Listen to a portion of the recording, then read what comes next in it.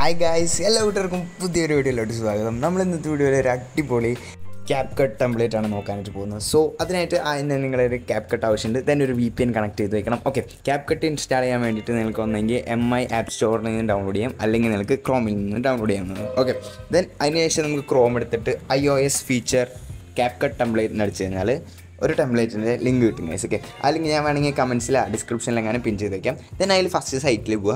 Then first സൈറ്റിൽ പോയിട്ട് ഒന്ന് സ്ക്രോൾ ഡൗൺ ചെയ്ത് കഴിഞ്ഞാൽ നമുക്ക് യൂസ് ടെംപ്ലേറ്റ് എന്ന് പറഞ്ഞ ഓപ്ഷൻ കാണാനായിട്ട് സാധിക്കും. ഓക്കെ, ദെൻ അത് ക്ലിക്ക് ചെയ്യുക ഗൈസ്. ഓക്കെ, അത് ക്ലിക്ക് ചെയ്തതിന് ശേഷം നമ്മുടെ ക്യാപ് കട്ടിക്ക് റീഡയറക്റ്റ് ആയിട്ട് പോകുന്നതായിരിക്കും ഗൈസ്. ഓക്കെ, അതിനുശേഷം നമുക്ക് 2-3 ഇമേജ് ആഡ് ചെയ്യേണ്ട ആവശ്യമുണ്ട്. അതിനായിട്ട് നമുക്ക് യൂസ് ടെംപ്ലേറ്റ് അടിക്കാം.